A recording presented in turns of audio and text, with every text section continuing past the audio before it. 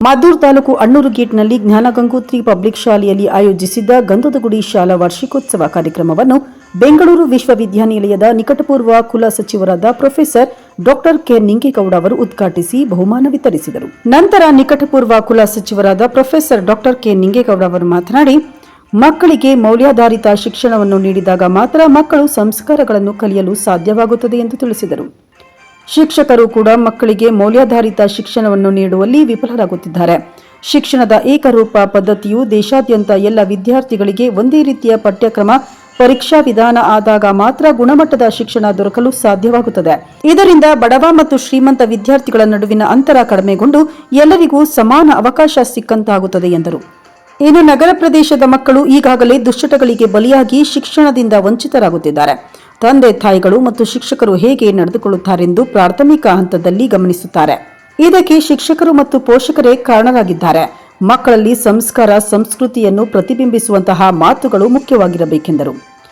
ಇನ್ನು ಜ್ಞಾನಗಂಗೋತ್ರಿ ಪಬ್ಲಿಕ್ ಶಾಲೆಯ ಗೌರವಾಧ್ಯಕ್ಷ ಈರೇಗೌಡ ಅವರು ಮಾತನಾಡಿ, ನುರಿತ ಶಿಕ್ಷಕರನ್ನು ಶಾಲೆಯಲ್ಲಿ ನೇಮಕ ಮಾಡಿಕೊಂಡಿದ್ದು ಮಕ್ಕಳಿಗೆ ಗುಣಮಟ್ಟದ ಶಿಕ್ಷಣ ನೀಡಲು ನಮ್ಮ ಕುಟುಂಬ ವರ್ಗ ಶ್ರಮಿಸುತ್ತಿದೆ. ಇದಕ್ಕೆ ಪೋಷಕರ ಸಹಕಾರ, ಸಲಹೆಗಳು ಅತ್ಯವಶ್ಯಕವಾಗಿದೆ.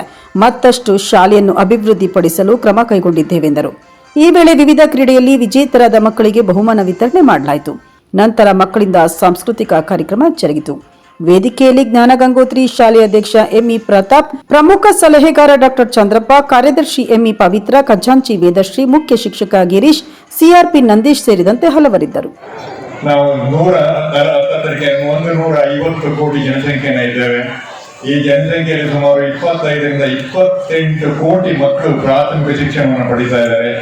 ಈ ರೀತಿಯ ಶಾಲೆಗಳು ಎಷ್ಟಿದೆ ಈ ದೇಶದಲ್ಲಿ ಅಂತಂದ್ರೆ ಸುಮಾರು 14ರಿಂದ 15 ಲಕ್ಷ ಶಾಲೆಗಳಲ್ಲಿ ನಾವು ಶಿಕ್ಷಣವನ್ನು ಕೊಡ್ತಾ ಇದ್ದಾವೆ. ಈ ಸರ್ಕಾರಗಳು ಶಿಕ್ಷಣವನ್ನು ಕೊಡ್ತಾ ಇದ್ದಾವೆ. ಶಿಕ್ಷಣದ ಮಹತ್ವ ಬಹಳ ಮುಖ್ಯ. ಶಿಕ್ಷಣವಿಲ್ಲದೆ ಏನನ್ನೂ ಮಾಡಲಿಕ್ಕಾಗುವುದಿಲ್ಲ. ಶಿಕ್ಷಣ ಇದರ ಅರಿವನ್ನು 1947ರಿಂದ 2020ರವರೆಗೂ ಸಾಕಷ್ಟು ಬದಲಾವಣೆಗಳನ್ನು ಶಿಕ್ಷಣದಲ್ಲಿ ತಂದು ಈಗ ಸಾಕಷ್ಟು ಜನ ಗ್ರಾಮಾಂತರ ಪ್ರದೇಶದ ಮಕ್ಕಳಿರ್ಬೋದು, ಹಾಗೆ ನಗರ ಪ್ರದೇಶದ ಮಕ್ಕಳಿರ್ಬೋದು, ಶಿಕ್ಷಣವನ್ನು ಪಡೆದು ಪ್ರಪಂಚದ ಮೂಲೆಗಳಲ್ಲೂ ಭಾರತದ ಹೆಸರಿನಲ್ಲಿ ಈ ಕೆಲಸವನ್ನು ನಿರ್ವಹಿಸ್ತಾ ಇದ್ದಾರೆ. ಹಳ್ಳಿಯ ಜನ ಬಹಳ ಬುದ್ಧಿವಂತರು. ನಮ್ಮ ಹಳ್ಳಿಯ ಮಕ್ಕಳು ಬಹಳ ಬಹಳ ಬಹಳ ಬಹಳ ಬುದ್ಧಿವಂತರಿದ್ದಾರೆ.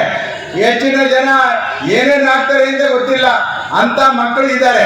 ಆದರೆ ನಾವು ಪೋಷಕರಾದಂಥ ತಾವು ಹೆಚ್ಚಿನ ರೀತಿಯಲ್ಲಿ ಮಕ್ಕಳನ್ನ ಒಂದು ಅದ್ಭುತನಲ್ಲಿ ಬೆಳೆಸಿ ಅವರಿಗೆ ಸಂಸ್ಕಾರ, ಸಂಸ್ಕೃತಿ, ಆ ವಿದ್ಯಾಭ್ಯಾಸದ ಬಗ್ಗೆ ಹೆಚ್ಚಿನ ತಿಳುವಳಿಕೆಯನ್ನು ಕೊಟ್ಟು ನೀವು ಆ ಮಕ್ಕಳನ್ನು ಬೆಳೆಸಿದಾಗ ಮಾತ್ರ ಅವರು ನಿಂಗೇಗೌಡರ ರೀತಿಯಲ್ಲಿ, ಇನ್ನು ಬೇರೆಯವ್ರ ರೀತಿಯಲ್ಲಿ ಈ ಹಳ್ಳಿಗಾಡಿನ ಮಕ್ಕಳು ಇವತ್ತು ದಿಲ್ಲಿವರೆಗೂ ಹೋಗ್ಬೋದು. ಆ ಮಕ್ಕಳನ್ನ ಈ ರೀತಿಯಾಗಿ ಬೆಳೆಸಿದಾಗ ಮಾತ್ರ ಅವರು ವಿದ್ಯಾಭ್ಯಾಸವನ್ನು ಮಾಡ್ತಾರೆ. ಇಲ್ಲ ಅವರು ತಪ್ಪು ಹಾದಿಗೆ ಹೋಗಿ ಮಕ್ಕಳು ಅವರ ಭವಿಷ್ಯವನ್ನೇ ಹಾಳು ಮಾಡ್ಕೊಳ್ತಾರೆ ಅಂತ ನಾನಾದರೂ ಹೇಳ್ತಾ